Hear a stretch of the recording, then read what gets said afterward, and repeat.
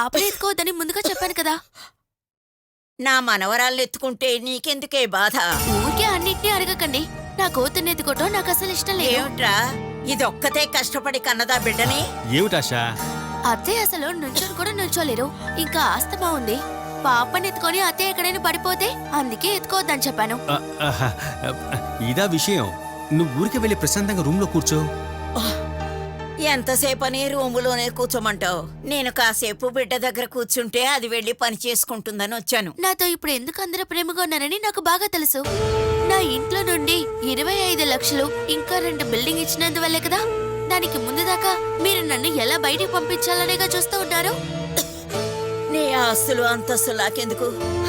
ఉన్న 4 నాళ్ళు బిడ్డలతో ఆడుకుంటూ కళ్ళు మూస్తాను. నాకివ్వవే. ఇప్పుడే కదా చెప్తున్నాను పాపను ఎత్తుకోవద్దని.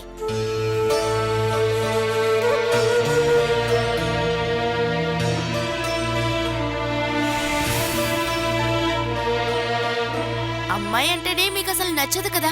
ఇప్పుడేంటి మారిపోయిందా?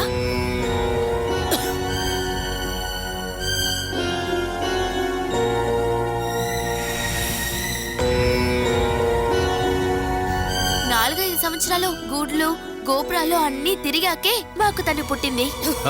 బిడ్డను ఎత్తుకోవాలని ఏమిటమ్మా అంత పంతం? ఆశ చెప్పినట్లుగా ఎంతో కాలం వెయిట్ చేసిన తర్వాత పుట్టిన బిడ్డ. నీకు చూస్తే ఏవేవో వ్యాధులు ఉన్నాయి. నీ చేతికున్న మురికి నోట్లో వచ్చే ఎంగిలే చాలు బిడ్డకేదైనా రోగం రావడానికి. ఈ కాలం చాలా వేరమ్మా. జాగ్రత్తగా లేకుంటే బిడ్డకు కొన్ని నిమిషాల్లోనే వ్యాధులొస్తాయి. పాపని లైవు రావే తల్లి. బంగారు కొండ. మీ కొడుకు మీకేం చెప్తున్నారో మీకు అర్థమైందా? ఇక పైన మీరు తనని అసలు ఎత్తుకోకూడదు. నా కూతురు విషయం నేనే చూసుకుంటాను.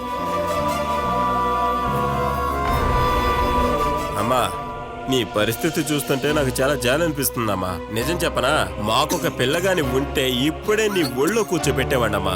ఏం చేయమంటావు? లేదు కదా. అత్తయ్య, ఈ ఇంట్లో మొదటిగా పుట్టింది వేణు బిడ్డని. ఆడపిల్లని తెలియగానే కనీసం ఆ బిడ్డ మొహం కూడా చూడలేదు కదా మీరు. కానీ ఇప్పుడు చూడండి, మీ ఆఖరి కొడుకు బిడ్డను కూడా ఎత్తుకొనివ్వడం లేదు. చేసిన పాపాలన్నీ గుర్తొచ్చేలాగా దేవుడు ఇలాగే తిరిగిస్తుంటాడు అత్తయ్య.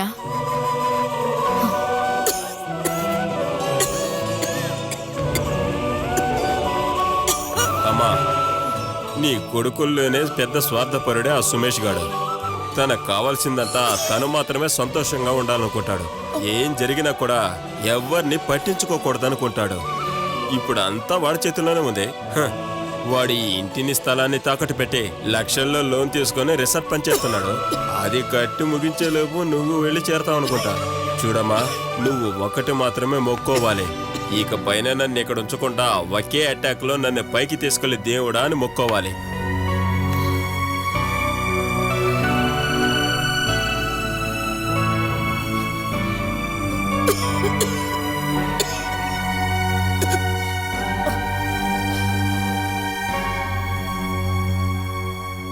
స్ట్రెయినర్ స్ట్రెయినర్ షుగర్ కేన్ రాయండి. షుగర్ కేన్ గమనించి రాయండి. మ్యాచ్ బాక్స్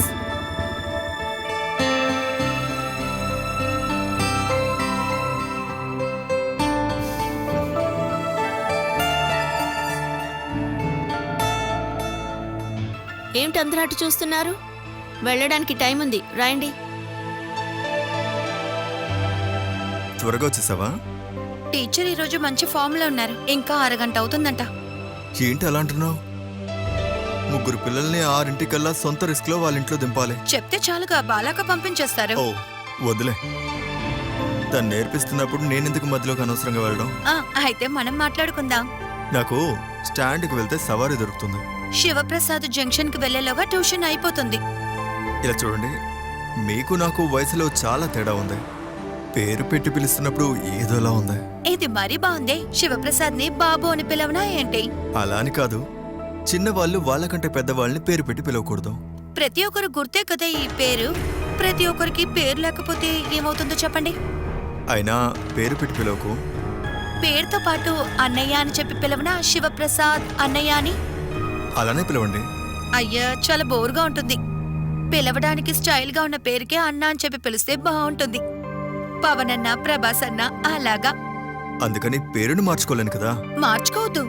శివప్రసాద్ మంచి పేరే కదా, నాకిష్టమే. ఇంకా వయసు తేడా ఉండకూడదంటే పేరు పెట్టి పిలిస్తేనే బాగుంటుంది.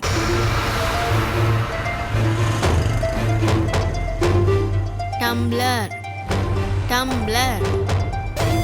నేను ఒక విషయం చెప్పనా, ఇలా ప్రియ పాపకి డ్రైవర్గా ఉండకుండా ఏదైనా జాబ్కి అప్లై చేసుకోవచ్చుగా. 2-3 నెలలకైనా నేను కొంచెం ఫ్రీగా ఉండాలి కదా శివప్రసాద్. తర్వాత నేను ఊరికే ఉండను. ఫ్రీగా ఉండకూడదని ఆన్లైన్ జర్నలిజం కోర్స్ కూడా చేస్తున్నాను.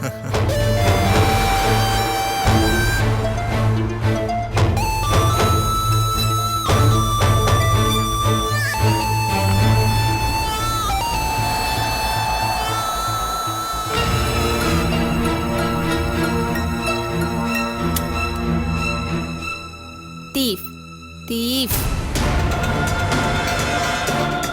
నువ్వు ఇక్కడికి రావడం బానే ఉంది, నాకు కంపెనీ ఇచ్చినట్టుగా ఉంది. అవును, నాకు కంపెనీ ఉంటుంది. మీరిక్కడికి రావడం నాకు కూడా సంతోషమే. లేకపోతే బాలాకతో కూడా మాట్లాడొచ్చు. బెంగళూరు నుంచి ఇక్కడికి వచ్చానని నాకు అస్సలు బాధ లేదు.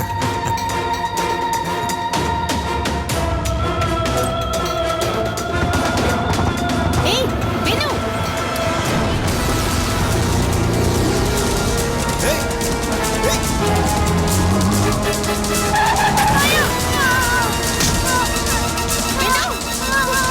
బాబు! బాబు! నువ్వేం కంగారు పడకు, చేయి బెనుకుంటుందా. నేను వీడిని హాస్పిటల్ తీసుకెళ్తాను. నేను వస్తాను. సీతారా, నువ్వు పిల్లల్ని చూసుకో. సరే, అక్కడ నేను చూసుకుంటా. ఎక్కు. ఎందుకురా నీకు ఇటువంటి పనులు?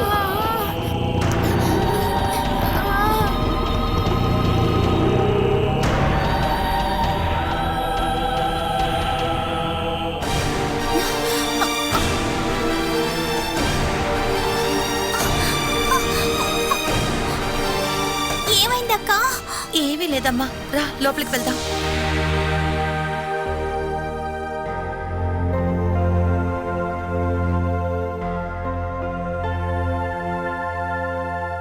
కళ్యాణి రామా భోంచొద్దు. భోజనం ఇక్కడికి తీసుకురండి.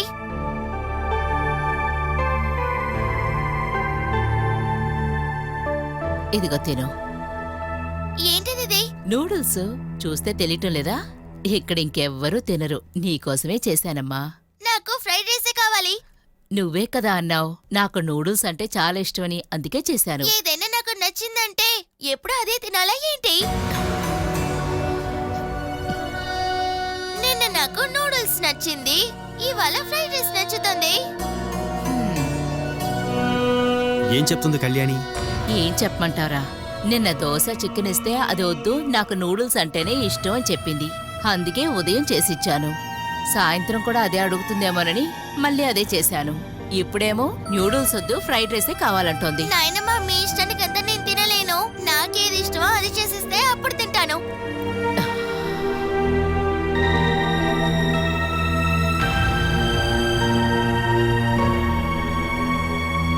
కళ్యాణి, ఈ తింటే ఏంటి సమస్య? నాకది వద్దు.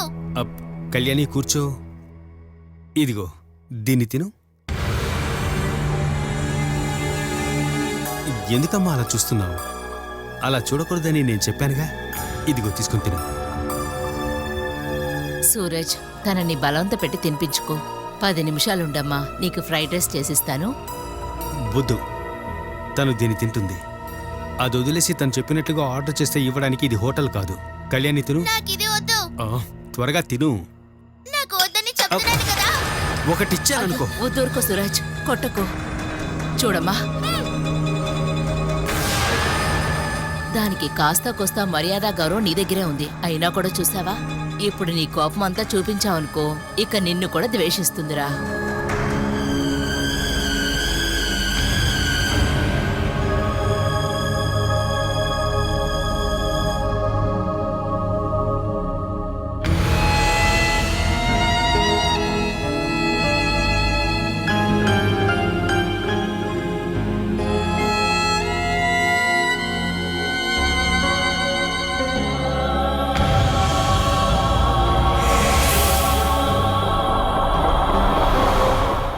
ఇంట్లో ఒక్క బిడ్డ ఉంటే కొట్టి పెంచాలని పెద్దలంటారు. ఇప్పుడు దీన్ని కొట్టడం కుదురుతుందా? ఒక్కొక్క రోజు పిల్లల గురించి ఎన్ని రకాలు వింటున్నావు. ఏదైనా చేయకూడదు చేసుకుంటే ఇక మన గతి అంతే.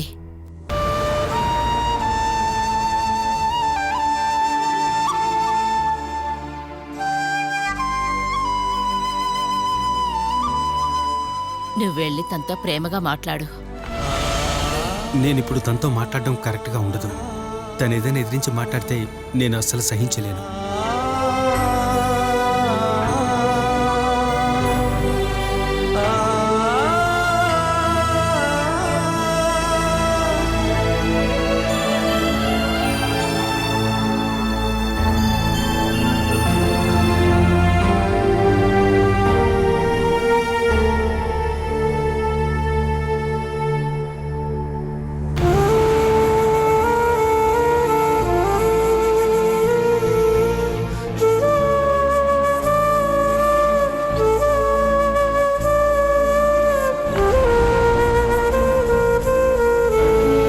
అమ్మా, నన్ను ముట్టుకోకండి. ఏంటమ్మా ఇది? నాతో మాట్లాడకండి. రూమ్ లో నుండి వెళ్ళండి. నేను వెళ్తానులే గాని ఒక విషయం చెప్పనా? నాకెప్పుడు ఏది వినొద్దు. మీరు వెళ్ళండి. నేను చెప్పేది వినేంత వరకు నేనిక్కడే ఉంటాను. మీకు అసలు ఏం చెప్పాలి? నాన్న ముందు నువ్విందాక ఏం చేశావు? నాన్నగారు నా మీద కోప్పడినందువల్లేగా. కోప్పడింది మీ నాన్నే కదమ్మా. ఎందుకు కోప్పడ్డారు? మీకు వద్దన్న ఒక విషయాన్ని కంపల్ చేసి పెడితే మీరు తినగలరా? ఇష్టం లేని ఒక భోజనం నాన్నకిస్తే ఆయన తింటారా?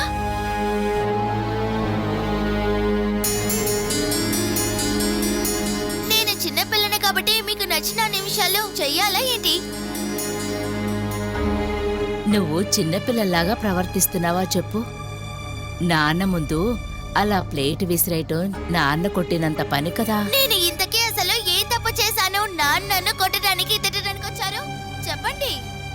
నువ్వు చేసే ప్రవర్తన చూస్తే ఎవరైనా నా కోప్పడతారు. దగ్గర ఎవరు కోప్పడకూడదు.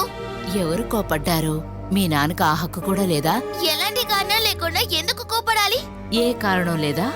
మీ నాన్న స్థానంలో నేనుండుంటే నేను 4 తగిలించేదాన్ని. నిన్ను ప్రేమించే వాళ్ళకి నువ్వు కోపం తెప్పిస్తున్నావు. అది నీకు బాగుందా చెప్పు? నన్ను ఎవరు ప్రేమించదు. చూడు కళ్యాణి, ఇలాగే ఉన్నావంటే మీ నాన్న చేతుల్లో నువ్వు తన్నులు తింటావు. మేమెవ్వరూ అడ్డుకోము. నాన్న నన్ను కొట్టారంటే అది తలుచుకొని నాన్న ఏడుస్తూ ఉంటారు. దానికి ఏం చేయాలని కూడా నాకు తెలుసు.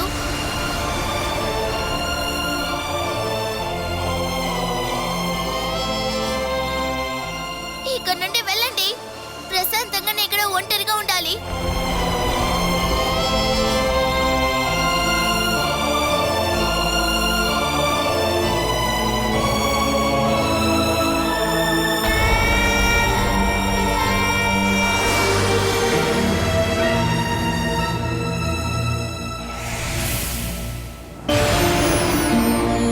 నువ్వేంట్రా ఆలోచిస్తున్నావు? నువ్విప్పుడు తనతో మాట్లాడడం నేను వింటూనే ఉన్నాను. నువ్వు దాని మాటలేమీ పట్టించుకోకు. చిన్నపిల్లలు అలాగే మొండికేస్తారు. తను ఇదంతా కావాలనే చేస్తోంది. తల్లిదండ్రుల పోలికలు పిల్లలకొస్తాయంటారు కదా. ఒకవేళ చమేలి పోలిక అంటే తను గారాబంగా పెరుగుతుంది కదా, అందుకే అయి ఉంటుందిలే. ప్రీతి చెప్పిందే కరెక్ట్. కళ్యాణిలో ఒక క్రిమినల్ మెంటాలిటీ ఉంది. అందుకోసమే మిగతా వాళ్ళని ఇబ్బంది పెట్టి బాధ పెట్టి తను ఆనందపడుతోంది. నువ్వు అనవసరంగా ఏమీ ఆలోచించకురా. ఇప్పుడే దీన్ని మనం అరికట్టకుంటే ఇది ఇంకా దారుణంగా తయారవుతుందని నాకు అనిపిస్తోంది. మనం తన పేరు మీద ఒక మంచి పూజ చేపిద్దాంరా. ఏదైనా దోషం ఉంటే అది తొలగిపోతుంది. పూజలో పునస్కారాల వల్ల మారదు. తన బిహేవియర్లోనే ఏదో సమస్య. ట్రీట్మెంట్ లేకుండా మారదు.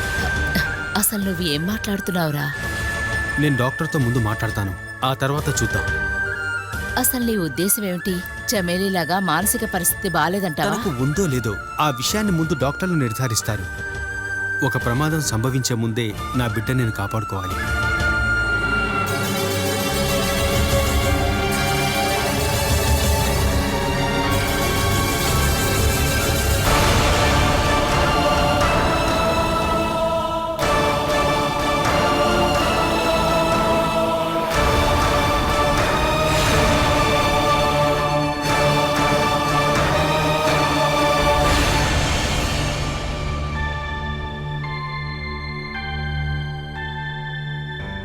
నేను విప్పపోతున్నాను. నాకు చాలా దురద పుడుతోంది. అమ్మా వేణుబాబు చేతిలోంచి అది విప్పుతున్నాడు. నువ్వు సైలెంట్ గా ఉంటావా?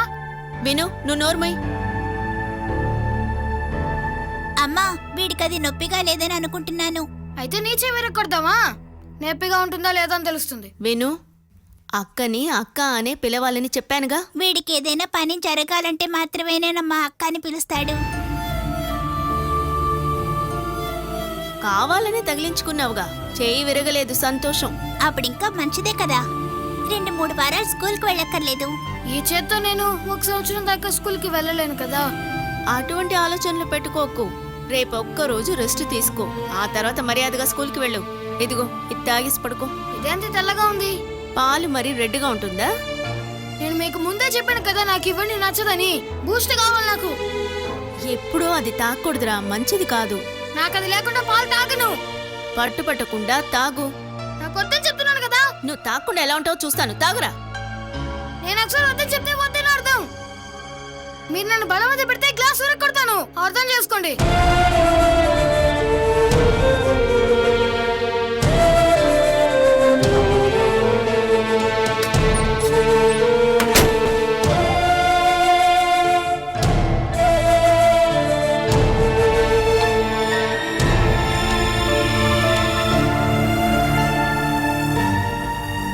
వదిలేయమ్మా, వాడికి చేయి చాలా నొప్పిగా ఉందనుకుంటాను, అందుకే కోపంగా ఉన్నాడు. మీరు బాధపడకండి. బాధ కాదు, భయం అమ్మా. వీడు ఎవరిలా ప్రవర్తిస్తున్నాడమ్మా? మీ నాన్న అలవాట్లు, తర్వాత మీ మేనమామ. అమ్మ చెప్పాను కదా, అమ్మకు ఒక తమ్ముడున్నాడని. వాడు ఇలాగే నడుచుకునేవాడు. వాళ్ళిద్దరూ కలిస్తే ఎలా ఉంటుందో అలా ఉన్నాడు. వాడు సరైపోతాడమ్మా.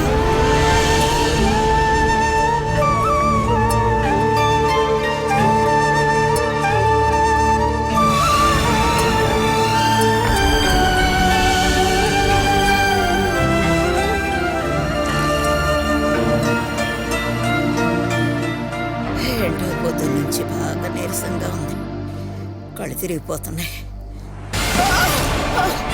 అయ్యో అయ్యో నా నడుము.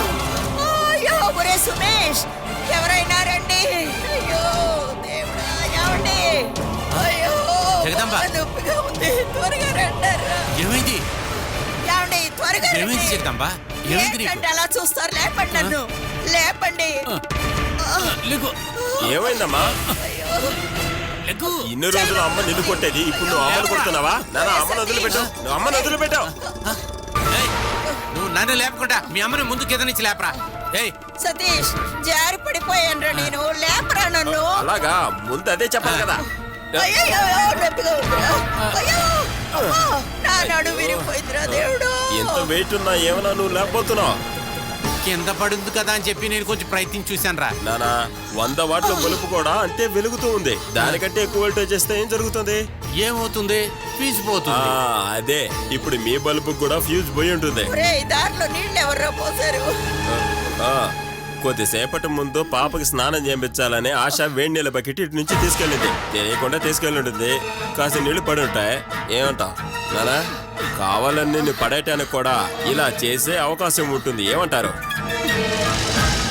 సాధారణంగా ఈ అత్తగారులే కోడల్ని పడేయటానికి నీళ్ళు నూనె పోషించుతారు దారిలో. నానా అదంతా ఆ కాలం, ఇప్పుడంతా ఆపోజిట్ గా జరుగుతుంది. కోడళ్ళ వల్లే ఇప్పుడు అత్తకే ఎక్కువ ప్రమాదం జరుగుతుంది. అయితే నీ పెళ్ళం ఎప్పుడు నన్ను పడేస్తుంది? అయ్యో, నా భార్యకి అన్ని తెలివితేటలు లేవు పాపం. ఏదో తెలియకుండా అమ్మ పళ్ళు దమ్ముకునే బ్రష్ లో ఎలుకల ముందు కలిపితే తప్ప. అమ్మా భయపడకమ్మా, పళ్ళు తోముకుని ఉమ్మితే చాలు, మెగకూడదు. అరే నువ్వేం మాట్లాడకుండా ఉండు. నొప్పి తగ్గిందా జగదాంబా? అమ్మా నువ్వు కొంచెం లేచి ఆ కాలు విదిలిస్తే చాలు. లేకు, మెల్లగా మెల్లగా మెల్లగా. మెల్లగా లేపరా.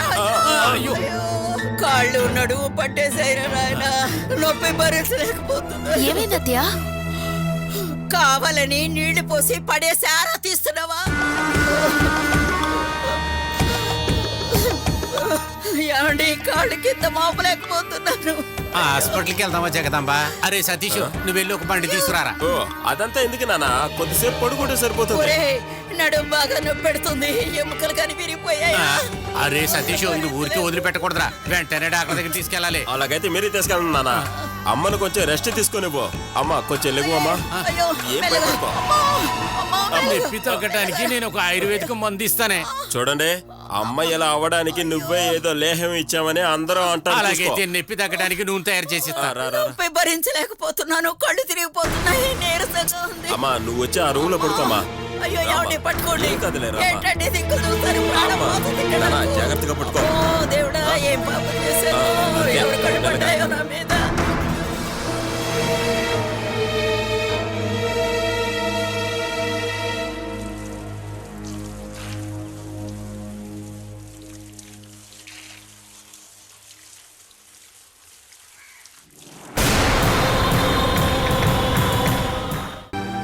కన్న తల్లి, తండ్రి, సహోదరులు నిన్ను ఎందుకు దూరం పెడుతున్నారా అని నేను చాలాసార్లు ఆలోచించాను. నా మీద ప్రేమగా ఉంటే వాళ్ళకే నష్టం, అందువల్లే. వాళ్ళకి నీ మీద లేదు, కానీ నీకు వాళ్ళ మీద ఉందా బాలా? ఉండేది. అంటే ఇప్పుడు లేదనే కదా అర్థం? నేనెలా ఉన్నానని ఒక్కరు కూడా బాధ్యతగా వచ్చిందే లేదు. అలా ఉన్న వాళ్ళ మీద నాకెలా ప్రేమ ఉంటుంది? ఇక్కడి నుంచి ఆ ఇంటికి వెళ్ళడానికి 15 కిలోమీటర్లే కదా. అందరూ నీతో బాగుండాలని, ప్రేమగా ఉండాలని నువ్వు అనుకుంటున్నావు. అదే సమస్య. ఈ విషయంలో నేను నీతో పాటు అంగీకరించలేకపోతున్నాను. వాళ్ళెప్పుడో నన్ను మర్చిపోయారులే. పూర్తిగా దూరం పెట్టారని నాకు ఇప్పుడే అర్థమైంది. ఈరోజు నీ తమ్ముడు అజయ్కి పెళ్లి జరుగుతోంది.